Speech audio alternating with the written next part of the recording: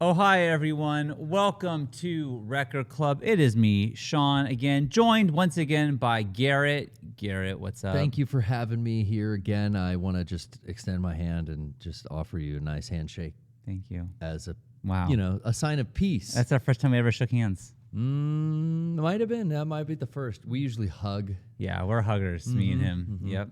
Yep. So I'm very happy Yeah, I'm glad be that you here. could be on. You know what? I obviously have heard the band The Smiths before, but Great. listening to this album, I picked it last week and I was driving around and I was like, I think I've heard all of these songs in the shop when we're yeah. making Ava shit or DBZ, just whatever we're currently working on. This album is Hitsville, man. I mean, everything is good, I will say, on this. So I don't think I dislike a track. I was listening to all of it and I was like, yeah, and you listen to, I don't know where you listen to it, but it's Matt Sebastian and Slicing Up Eyeballs is the name of the show. Well, no, that's the host and his blog, Oh. slicingupeyeballs.com. The name of the show is Dark Wave. It's on every Darkwave. Sunday night at 7 p.m. Pacific on SiriusXM's First Wave. Okay, so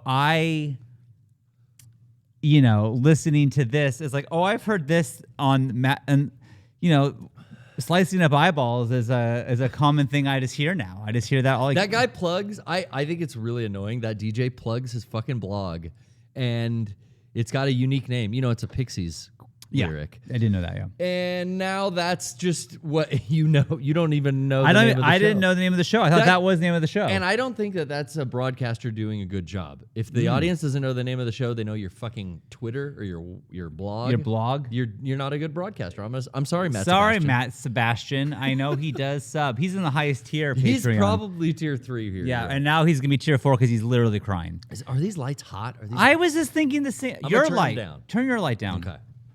I was looking at him like, why is Garrett so fucking hot? Whoa. Well, more so than you. Yeah, this is already looking better. Garrett, you're a true professional. That's better. Holy Jesus. Okay, he's back. Okay. And he's looking better than ever. Oh, yeah, that's it. There he is.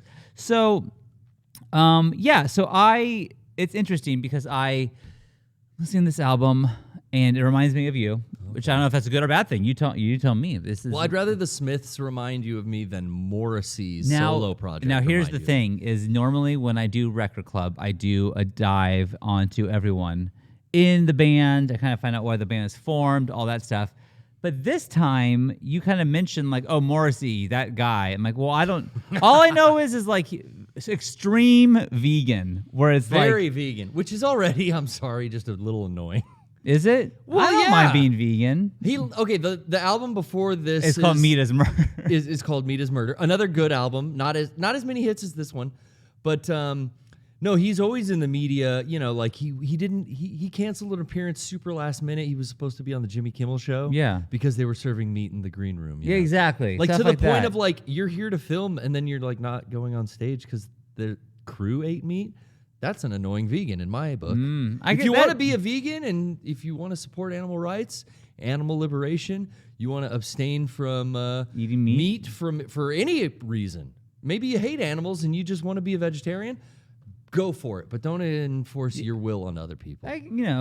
Don't proselytize. But I know that's if you. Well, okay. What are your thoughts on when Paul McCartney had his VIP experience? That's his money. Came with a meal, but it was like a vegan meal. But you're fine with that. He put the money up front to feed people. It's up to him what he wants to feed them. It's fine. Well, I mean, they paid the money. I guess you're right, but I'm on board with that. Yeah, I get it. I'm with you.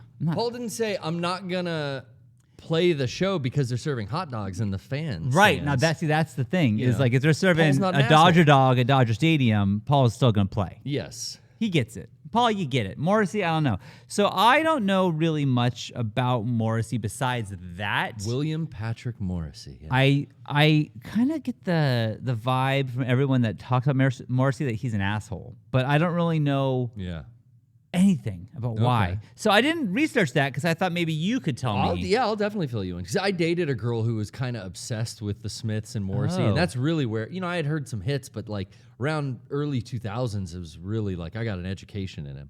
Interesting. In his sexuality. Now, in his opinions. Now, I will tell you, and I hate to do this to you because you're doing me a solid by being on the show for me, but it's a fun thing that this album came out on my birthday in 1986. Really? Can you That's believe cool. that? Garrett, do you know the day? Yeah, it's right here on Oh, Discogs. I'm no. looking at the day right here that it was released. Damn it. I was trying to get you, but we couldn't. You're ungettable. June 16th, 1986. It came out. I was 2. And did you... Okay, so a lot of times when I have someone on, I try to like get them with some knowledge that maybe they don't know. Oh, you'll get me. Did you know that the working title... Wait. What was the working title? Oh, I lost it. Something about like a guillotine. God damn it.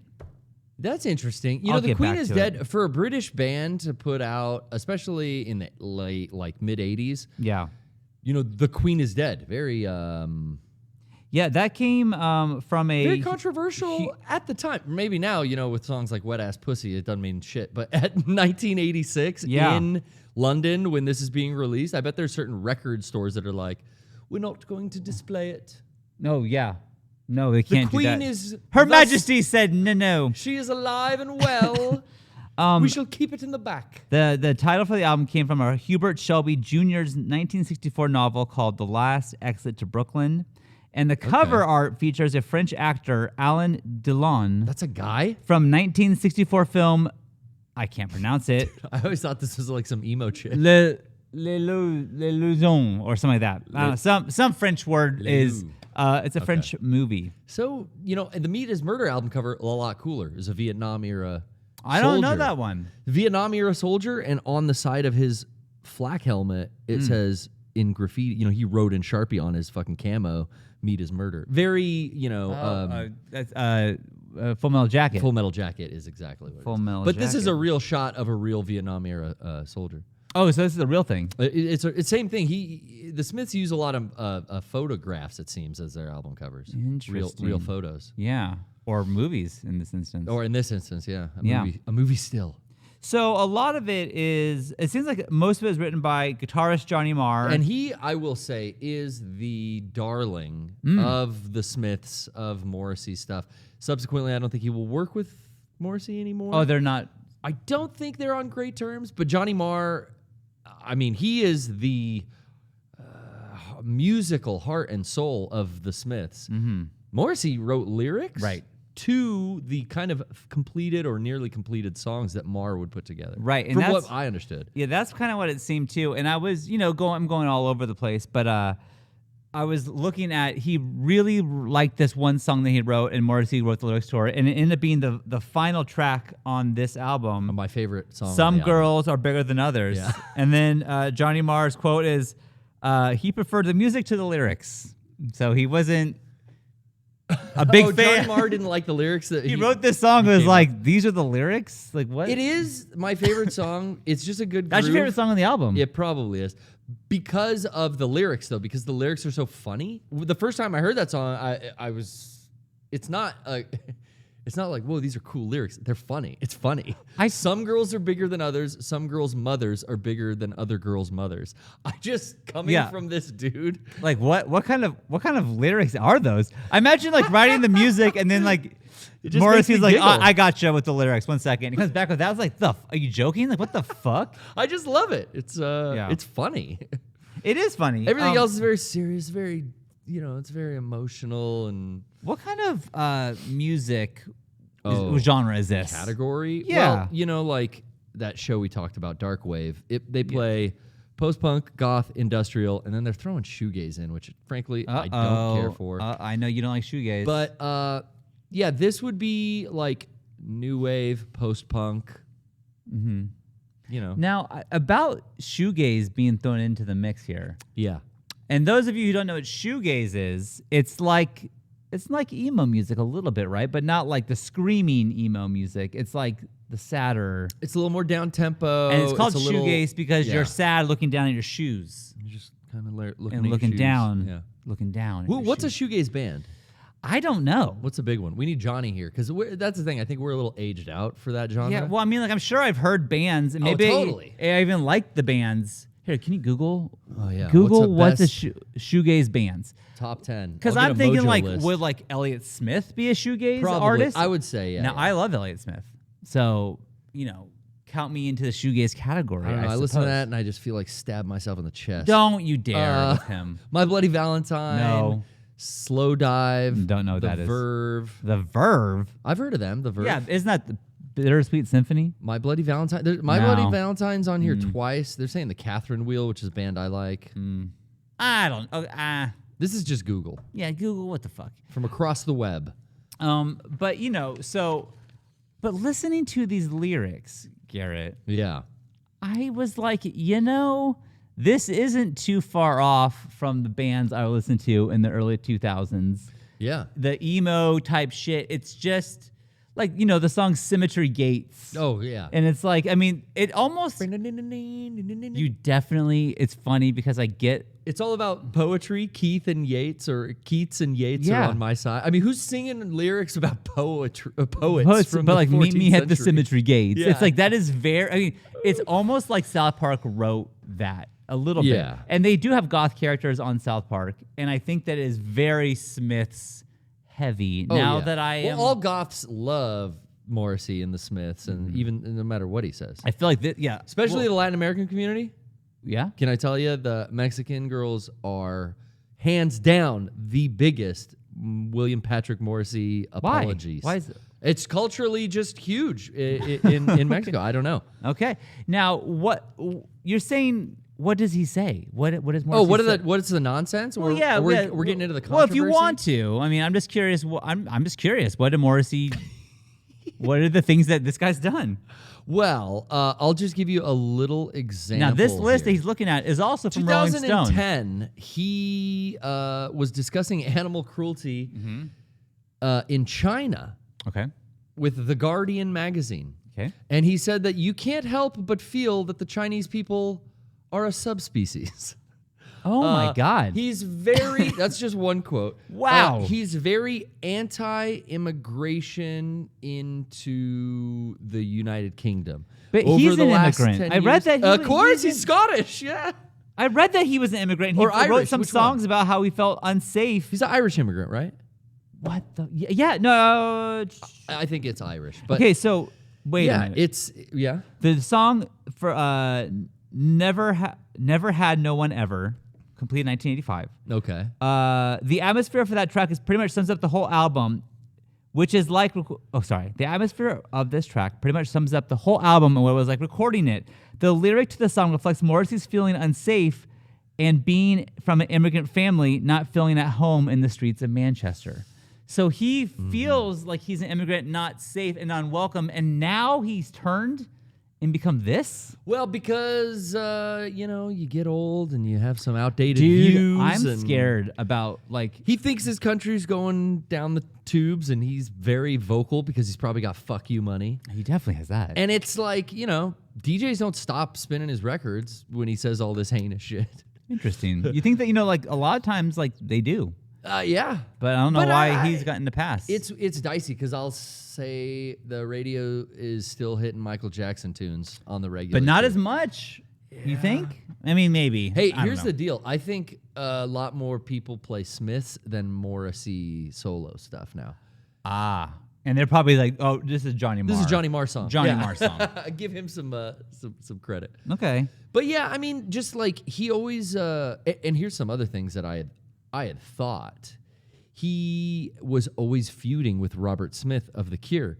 And if it comes down to The Cure and the Smiths, You're going with The Cure. I love The Cure. I like way The Cure more than than the Smiths too. But so I would always, and the song on here, which one is it? Can we go through the track list? yeah, we were haven't going done to. that Yeah, yet. yeah, yeah, we're going to. Yeah. Big Mouth Strikes Again. Oh, That's yeah. probably the biggest hit on this. That's the biggest radio play. Yeah. I had always heard, and this was the rumor always, that this song was a diss track written about Robert Smith. Big Mouth, this and that. Fuck. Come to find out, that is not actually true. He did have this to say at some point, which is, I think, why, like, in the 80s, there was this simulated rivalry. It wasn't a real rivalry between the Smiths or between, Robert Smith and Morrissey. But he said that Smith is a wine bag around the time this album was released in an interview. Oh. I think that perpetuated like this rivalry. But then in recent years, like within the last like 5 to 6 years, Morrissey said like there's never beef between us. This was like spun up by media. It's like, you know, that, that song is not about Robert Smith. No, it's about disinterest in the music industry or a problem. The big mouth is some record exec. It's not. Oh, okay. Well, let's go through the track list. Yeah, if, let's do if you'll have me, and then we'll talk about Big Mouth some more, because I think that alone is the song I've heard by far the most. That's the biggest hit. And that is, but I think for all time, I'll hear that song and think of us in the shop together. That is like going to be that. That's what that song is to me. Okay, so The Queen is Dead, album title and title of this track, the first track. I think it's a good. It's long. Is maybe the longest song on the album. Oh yeah. But it's a good song. I mean, I don't know how you feel about it. I like every song on this album. Okay. I think this one is like by far their best. You think it's the best song on the album? I think this album is the best. Oh, best album. Smith's I see. album. Sure.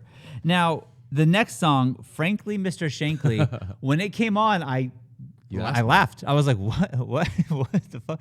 But it's been stuck in my head this past week. So it's weird, but in a good way to me. This reminds me of how the Beatles would sing about the tax man, Mr. Heath. And it's like, who the fuck is Mr. Heath? You know? Kind of, yeah. But whenever Morrissey's singing, it almost makes me feel like I'm strolling down a cottage road, on my way to the apothecary. Like, he makes it so English. Yeah. Well, now I was in the office and Garrett walked in the room. I said, Garrett, who is Mr. Shankly? And Garrett said, frankly, I don't know. We don't know. We don't know who Mr. Shankly is, but good song. Good song. Okay, I Know It's Over. Now, this is a good one. This is a good one, and it sounded like a 50s love song to me. Okay, I see that. Like it almost reminds me of like the Back to the Future Enchantment of the Sea dance. You know, like, bring, I don't know, very open guitar Earth string. Angel. Yeah, a little bit. Well, I think that's Johnny Marr's, that signature sound. I don't know. I think it's a tremolo kind of thing that he puts on his guitar in that track. He does that a lot, and it's his like 50s influence, because that is definitely like that sound. Yeah. Back then there weren't a lot of guitar effects, right? Aside from like tremolo built into amps or whatever, and I believe he uses that a lot. I see. Well, that makes sense. Yeah. Okay, so that's a good song. But the next song, Never Had No One Ever. For some reason, I cannot say that song title. Never Had No One Ever. Never Had No One Ever. Go ahead. I just don't know much about actual like song titles, because like I'll listen to the whole song. Yeah. I'm sorry. Album. You know, and then it's funny hearing these Never Had No One Ever. I'm trying to place what song on the album that is. Now, to me, it just sounds like a continuation of the previous song. I Know It's Over. It kind of like bleeds into the same song to me a little bit, which isn't really necessarily bad, but I kind of like by the end of this song, I'm like, I've heard this. This guy's heartbroken. Yeah, he's so sad. He's so sad. God. Is he singing about women? Is he singing about men? I don't know who he's singing about. That's the thing. Like my girlfriend earlier, when I spoke about getting my first knowledge of the real nuts and bolts of this band, she always told me he's asexual. Oh. Yeah, he doesn't date men or women. He loves himself. He loves himself and animals. And animals. Yeah. and he hates vegetables. Yeah. He eats them all up like a vicious monster. So yeah, in my head, I've never known, I looked up a little, but I've never known him to have like a relationship. So maybe a public relationship. She was right, maybe. I don't know. I'm going to double check that. I don't know either. But who is he singing about in this? Well, maybe if he never had no one ever would be asexual. Yeah, it would be that. That might make sense then. Yeah. Okay. The next song, Symmetry Gates, we kind of talked about. Good song. Upbeat now. Upbeat song. It's I like this song. I'm laughing about meeting someone at the Symmetry Gates. It sounds like a very goth thing to do. Mm-hmm. It reminds me of the game Crypt. You know, like that's something that we would have said at some point. You know, like I don't know. This is a good song to me. Yeah, okay. The next, okay, so side 2, we're going to flip the album over, and we're on Big Mouth Strikes Again, which we already talked about. But favorite song on the album, that is a Garrett song in my mind, even though I don't think he would say it's a Garrett song, but it is to me. It just Sure, yeah. I don't think you've ever even put it on for me, but it's just always on when we're together. That song comes up a lot because it's a big hit. It's a big hit, and Matt Sebastian fucking loves it. That intro starts so good with the fucking like I don't know what that effect is. It's on the guitar again, but it's like like I am the sun. It kind of is like that. And the air. Wasn't that also the theme song for the show about witches? What witches show? The really popular one on television. Well, I figured that television, but I don't. Witches. I don't know witches. The. It wasn't The Craft, but it was like a show like no, that. I almost said Alyssa The Craft. Milano. Charmed. Charmed. I believe it was. Oh, I like that song. MED. Let me see. That's in a lot of movies, though. Yeah, it's in a lot of movies. Maybe it wasn't. What's the Charmed theme song? I don't know. Anyway, I think that's in. Is that in Wedding Singer? That song? Oh, maybe. Maybe. I don't know. Good 80s music in that. Yeah, dude. Hell yeah. Okay, so next we got The Boy with the Thorn in His Side. Yeah. I like it. I had a little note on this. That's another good track. Yeah. Tells a little story. And Yeah. I will say, I looked up a little dating history. Okay, good. Seems like he's not asexual. Uh-oh. He's everything sexual. I think our friend goes both ways He's going here. for it all. Because this seems to tell a lot of why maybe him and Johnny Marr don't get along anymore. Why? Apparently, Johnny Marr and William Patrick Morrissey were together as a couple from 1982 to 1987. He then started dating Jake Walters to 96, and then switched teams where apparently was with someone named Tina Degahini in 99, and then someone named Gelato. If this Maybe it's just the ice cream. if this article, which we don't know all the way, this is is just true, Google. that would be interesting if they were dating when this was written. Because I'm looking at they would have these marathon writing sessions together, and they wouldn't leave each other's side. And they wrote in one go, "Frankly, Mr. Shankly, I know it's over, and there's a light that never goes out," all within one weekend together. Isn't that amazing what love can produce? That If this is true, that is hit maker, wow. Yeah. That's crazy. Yeah, interesting. I just thought they were just a writer's retreat, but it could have been more than that. Yeah, it could have been. It could have been. We're not sure. Dude, if me and you were in love, think about how many cool in 5 minutes shit we could produce. These effects, if we were in love. If only. Well, I'm pretty happy. All right, so next we got what is that? I was right. Oh. It is the Charmed theme. They do use that song. That's fucking sick. Good job. Okay, the next song is Vicar in a Tutu, which Johnny Marr considered to be a throwaway song. Yeah, I mean, yeah. Yeah. I mean, it's very sacrilegious in its title.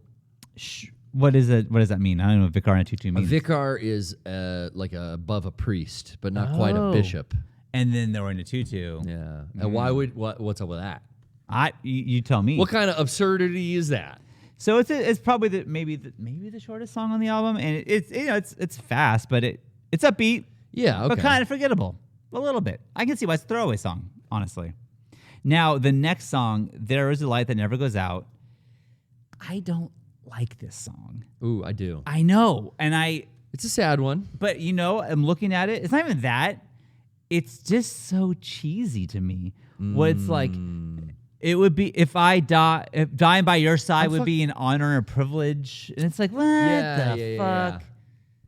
Honor and privilege to die. It's like okay. If a 10-ton truck crashed into us, to die by your side would be an honor and a privilege. Yeah, it's. I like this song, but it's so it's on the nose. It takes Symmetry Gates and goes further. Yeah. Where it's like, all right. I get it. It's so of that goth mindset, which again, this, is back in the early 80s or mid 80s. So they're inventing this as they go. But this was okay, All right. Okay, I gotcha. I gotcha. I gotcha. But I think that, looking at like the most popular songs on this album, this is it. Like this is even more popular than Big Mouth Strikes Again. It really is. So like I think this is the biggest hit on this album. Yeah, and I was wrong. Talking about Big Mouth Strikes Again, that is a huge hit. It's not the Charmed theme. Okay. That's a different fucking Smith song. Oh. From a different album. What So album I'm was sorry. it, do you know? That one is How Soon Is Now. And that was probably the one I was singing too. Is so. that I Am the Sun? That's the one. That's How Soon Is Now. Yeah. And that might be Morrissey's solo too. I don't know if it's even a Smith song. This is where I get confused. It's I love that song, Which though. ones are Smith songs and which ones are Morrissey Well, songs? it's confusing. But let's stick to this album. Let's stick to this album. So yeah, this song it makes me it's too much There's for a me. light that never goes out. Too much. And then speaking of a little weird and maybe too much, some girls are bigger than others. This is my favorite. Just for the weird, how weird those lyrics are. My note for the song was, "What the fuck are these lyrics?" How big are these girls? It's good. It's exact. It's what you would think this album would have, but it's also like weird. The one that you dream of. Yeah. It ends weird too. It fades out. Do you know why they did that? No. They did that because they wanted to seem like you were closing the door and then opening it back up to finish the song. Oh, that happens. It Yeah. fades out and then it comes back in. Yeah. And you're like, They wanted to give it an effect of like the album was over, we're closing it. No, we're not. that's weird. Weird. That is really weird. Why would you do that? That is weird. I don't know. And they also, so they released, this was like a pretty big hit in the UK. Wasn't as big in the US, but it was still big. It was The whole still- album? The whole album. Okay. Still big. They in 2017 released like a anniversary special or like a what do you call it? Like it's a huge like demos and like unreleased recordings. Okay, and that like a kind of collector's shit. for fans. Yeah, I guess it's Yeah. like an anniversary collection or something like Yeah. that. I don't know do you own this album on vinyl or anything? I have a Best of Smith's CD, and I have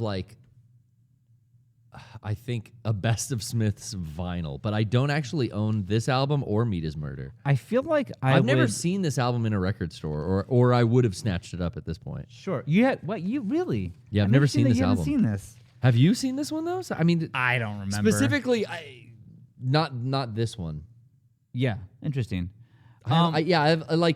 It's funny with bands I don't necessarily love, but I like some hits. I'll get a best of, and that for DJing is like, well, I got 15. I got half of the songs on this album are on that best of. Yeah, see, that's the So thing I is, could like, DJ, with that and spend less money. Yeah. Typically I'll buy. I think best that ofs. makes sense. And there are some bands. I think the Smiths fall in that category. That I think the best of you got it. You got it. I mean, unless you really. But with the Cure, I'm buying. he's I'm getting buying all. pornography. I'm getting. I can't name another Just pornography. album off the head of my. So Pitchfork listed this album as the 6th best album from the 80s. Okay. And I tried to figure it out, but The Queen is Dead is ranked the greatest record of all time on Wow. the NME's greatest albums of all time list. What is NME? That's the English publication, I think. NME. Oh, NME. NME. NME. Let's look it up. NME NME. stands for the Music, Film, Gaming, Pop Culture. It's a website. Well, that says the best album of all time. I've heard of NME. I have too, but I don't, Yeah. don't really know much about it. But anyways, yeah. So Rolling Stone does not agree, but it's still pretty high up on the list at 113. So pretty good. Pretty good. Cool, cool. Now, let's read what Rolling Stone has to say about this. Morrissey's maudlin moanings have never been more acidic or self-aware than on the Smiths' third studio album, A Dreaded Sunny Day, So Let's Go Where We're Happy, / And I Meet You at the Cemetery Gates. Indeed, Johnny Marr is a sugar to Morrissey's rock salt, and his layered webs of guitar riffs and, oh my gosh, that's a word. Arpeggios. Arpeggios. Arpeggios. Do you know that word? Yeah. Fuck. Arpeggiator is something that synthesizers use and keyboards use. So Oh. arpeggios are a type of note structure. You're so smart. Nice. So good. Often in unconventional tunings, build a shifting but stable platform for Morrissey to croon about drudgery of employment or being shunned by the world. It's mope rock with grandeur. Big Mouse writes again. Mars said, I was trying to write my Jumpin' Jack Flash, which, ironically enough, was the last song of the album I had to do last week. That's weird. What It's is a the gas, gas, gas. Yeah. What does that mean? I don't know. What does that mean? It's a gas. So that's that. Let's quickly get into Higher Ground by Stevie Wonder. Yeah, Stevie Wonder's Higher Ground is He a song. wrote it in a quick amount of time. Where are my notes on Stevie Wonder? Where did I put you? Poor Stevie. Stevie, where'd you go? He lost the notes. God, just like Stevie. Loses his notes all the time. You guys are a lot alike, you and Steve. But that's, I mean, okay, hey. so that's it for The Queen is Dead? Yeah, that's it for the Queen. If you have anything No, more to say, that's it. I was gonna rank it. I'm gonna rank it. You know, it's hard not to think of Morrissey being a twat all the time. Let's try to take, because we're gonna get into like Kanye West is in here. Oh yeah, see, that's that a whole guy. Yeah, that's the whole thing. But it's interesting to like balance. Like, look how good the song is. Listen to this shit he said. And I'm, I just did Jerry Lee Lewis, and he was a monster. Oh my God, So I'm right. trying to do like just like the album musically, trying to do that. It's not always easy, but I would give this, for me, it's a 3 pieces of vinyl. Garrett, what would you give this? This is 5 Yeah, for me. This album's a 5 out of 5. That's for me. fair. I I thought don't think you'd you have say me that. on unless I love that Yeah, album, Yeah. which is great. The last one you picked me for was we did Radiohead. Radiohead, and I think I gave that at least 4. I think so. Yeah. I think so. So that's. Unless you have more to cover with. Nope. Okay. Now So you want to hear more shit he said, no, I'm More good. terrible I'll things get it he later. said. Stevie Wonder wrote this song in a 3-hour burst of creativity in May of 1973. Great song, but honestly, I know the cover more. The Red Hot Chili Peppers Red Hot Chili cover. Peppers is This famous, man, for our generation. Our generation. Right? And honestly, it was like played all the time. It was a roller coaster with the song in it. Yeah. Oh, that's right. At Disneyland, Space they Mountain. fucking changed it to Higher Ground. Wow, I forgot about that. Remember Flea's bass line too is wow. Yeah. So Oh, it's a good song. I love this song. I love Stevie Wonder. I just watched that SNL skit with him when he was advertising the tennis camera. rack. Yeah. And he's It is Stevie tennis. Wonder playing tennis and then taking pictures, but it's like the Stevie Wonder. But It's like super close I just up. like that. Like he's and blurry. we're all having fun here. Even Stevie, it's fun time. He's a good sport. so I yeah. will say the bass line in the original is the same. Oh, it's funky as it's hell. great. It's a good It's song. a great song. Yeah. I would honestly, I'm giving this song 5. It's a 5 song. Yeah, it's a 5 out It's of a 5. That's a famous song. It's a banger song. Now the British magazine Total NME? Guitar. No, Oh, 'cause Total I figured Guitar. out what that stood for. You did. NME is a UK new music magazine, or New Musical Express. Oh. A British film, gaming, and culture magazine. All right. Well, Total Guitar named this the Chili Peppers version, the second greatest cover of all time.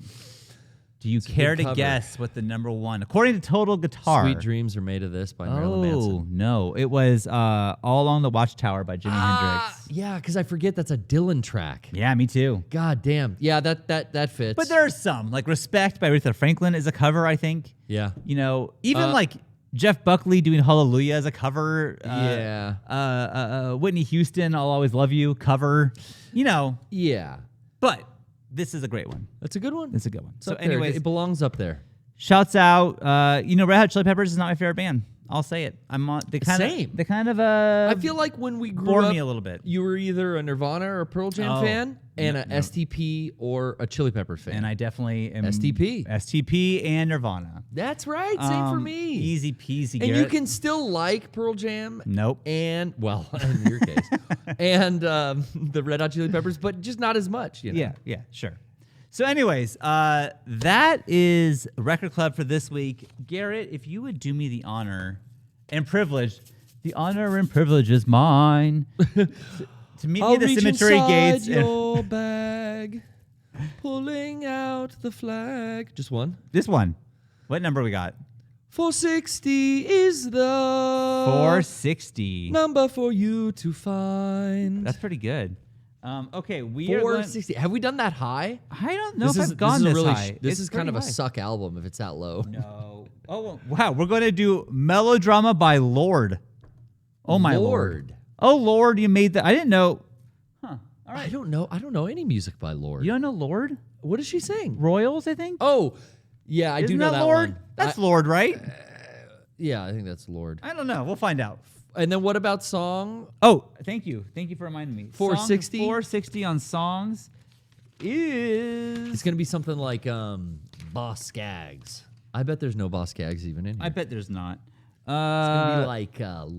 It is a song called Ku Klux Klan by Steel Pulse, 1978. Good pick, Garrett. Oh, my God.